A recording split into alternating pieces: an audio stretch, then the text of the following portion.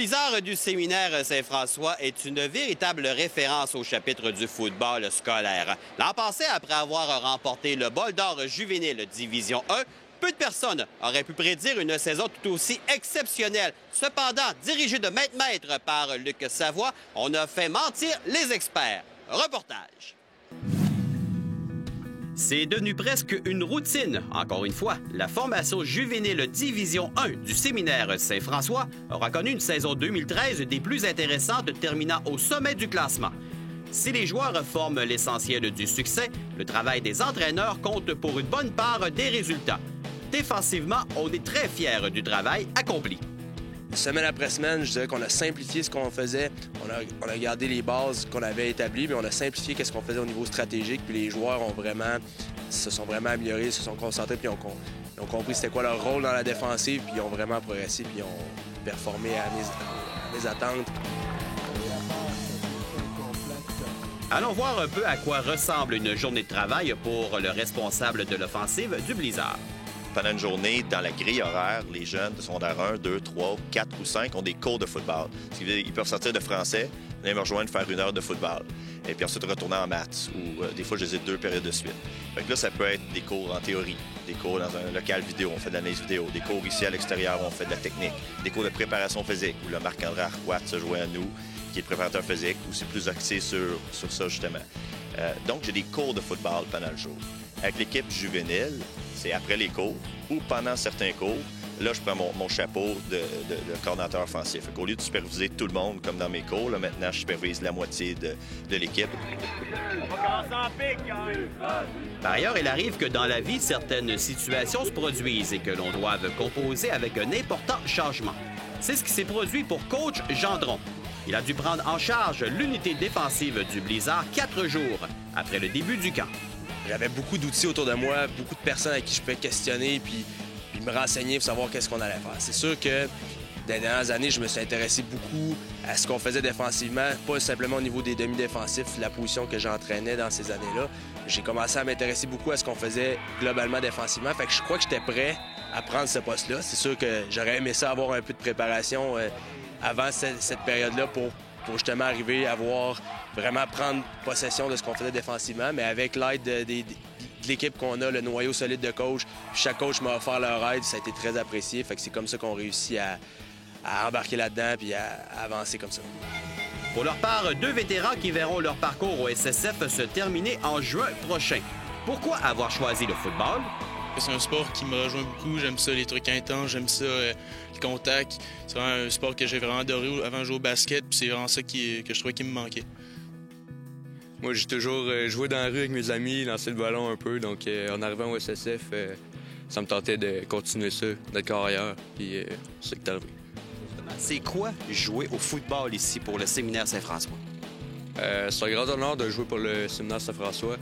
Il y a beaucoup de coachs, des très bons coachs, beaucoup d'athlètes qui viennent ici pour jouer. Donc, quand tu es appelé à jouer sur le terrain, tu es très content et tu es très fier de ça. As-tu une pression à jouer au football ici pour le SSF? Non, je dirais que tout le monde donne son 100%, puis ça va vraiment bien. C'est sûr qu'il y a beaucoup de personnes qui sont venues ici avant qui ont très bien performé à haut niveau, mais je pense que pour ici, tout le monde nous encadre tellement bien qu'on n'a pas vraiment de pression. T'as pris les outils, t'es assimilé, t'as travaillé fort, super fort cette semaine. Puis là, t'es prêt à jouer, t'es prêt à avoir ton test, t'es prêt à avoir l'examen. Parlez-moi un peu de vos qualités en tant que joueur, ça ressemble à quoi? Je pense que je suis quelqu'un d'assez intense, de physique. Je donne tout le temps mon 100%, puis je fais mon 12e sur le terrain. C'est vrai ce qu'il dit? Oui, c'est vrai. Très intense, puis il fait des gros jeux, puis ça aide beaucoup l'équipe. Et toi? Parle-moi un peu de tes forces. Je pense que je suis quelqu'un avec la tête froide, capable de garder la tête froide, puis de leader mes coéquipiers à faire des beaux jeux, puis à rester concentré et tout. OK, est-ce que Benoît a dit? Ouais, je confirme. On lui passe le cul, là! Let's go, baby!